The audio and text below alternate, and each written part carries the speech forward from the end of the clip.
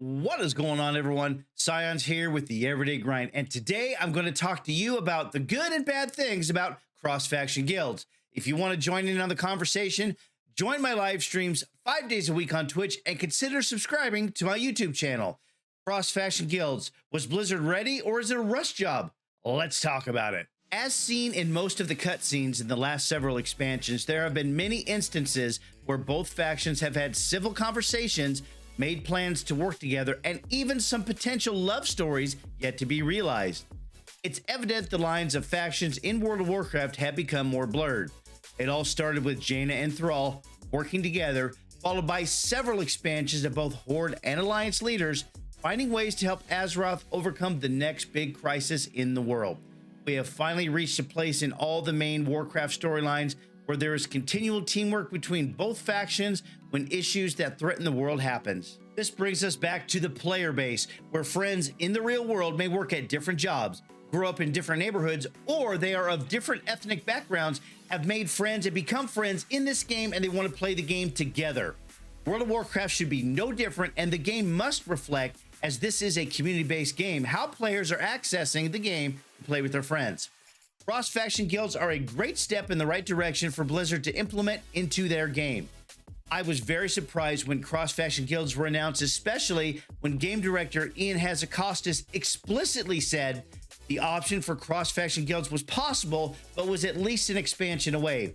In patch 10.1, Embers of Neltharion, which begins in a week, May 2nd, 2023, cross-faction guilds will be available. Thanks to Blizzard for prepping the way with cross-faction communities, we can now all group up together in the same guild. However, here's where some things go wrong, and the cross-faction guilds being implemented isn't what I thought it would be or thought it would mean.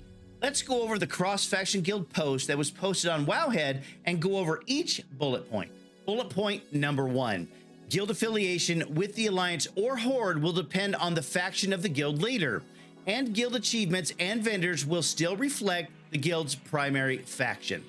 This only makes sense as the guild leader did indeed choose the faction they wanted to represent and has done the work of making and maintaining the guild.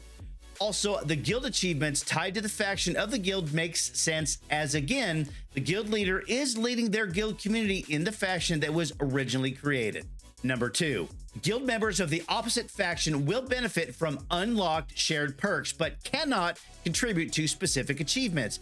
As an example, Alliance members of a Horde guild could not contribute progress towards the Alliance Slayer guild achievement. Unlocked guild perks are standard and open for the entire guild, as they should be. Some of these are somewhat lucrative for new players and or active players depending on their playstyle. Not being able to cross-faction PvP achievements also makes sense, as PvP is still considered Horde versus Alliance. Number 3, guild repairs and social conveniences like shared chat will be available to opposite faction guild members. Again, this is a standard guild benefit, and the cross-realm communities already have this implemented, so no surprises here. Number 4, players must be Battle.net friends or part of the same Battle.net community to invite or receive an invitation to an opposite faction guild on the same realm. This regulation for cross-faction guilds is exactly the same as the cross-realm communities already in place in the game, and in my opinion is not optimal for cross-faction guilds. These are unnecessary steps and an additional headache for guild leaders to manage all of these different steps, and tells me the Blizzard is not ready to change their archaic game style and strip the barriers of Horde and Alliance players to group and play together. It may be the game isn't ready in its current state. It could be the game engine needs more added to it. It may be that Blizzard just pushed this through to show up the player base that it's listening to its players, but it shows me that Blizzard just did a few tweaks to get all players, if they wanted to join a guild, to have more options to do so and not be stopped by faction. In my opinion, this was a rush job. Number 5, opposite faction guildmates can only play communally inside instances. They'll still be considered unfriendly to each other or hostile in war mode in the outdoor world. While this makes sense in a PvP state, I will not dispute that. Not being able to group up for PvE content as a guild is massively limiting. You also cannot queue up in the group finder system for instance content such as time walking or LFR. You cannot use the in-game mail system if you are of different factions. You cannot trade items in the open world if you are of different factions. If you can't help your guildmates on a particularly spicy or difficult quest, help them level, or group up for instance content without making a pre-made group and then traveling to the instance you want to run, then this, in my opinion, is not a guild group. It's a cross-faction realm community with the ability to chat in the game and get guild repairs. After going over those 5 points in the Wowhead post, my thoughts are these. Cross-faction guilds look really, really great on paper, but in actual guild functionality, this is a complete rush job on Blizzard's side. I firmly believe that Blizzard wanted to push something else to show how much they are listening and implementing what the community is asking for overall.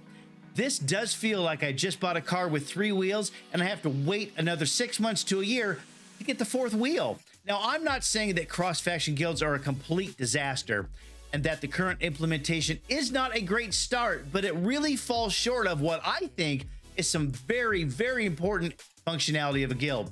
Grouping with your friends is very important. This is why players join guilds. And let me remind you what Blizzard has always said. We want to have one-button access so you can play with your friends. Cross-faction guilds are a bit of a miss right now. Hopefully soon this process will be complete. That's it for me, everyone. Don't forget to catch my live streams 5 days a week on Twitch, and please like and subscribe to this YouTube channel. Thanks for watching, and I'll see you next time.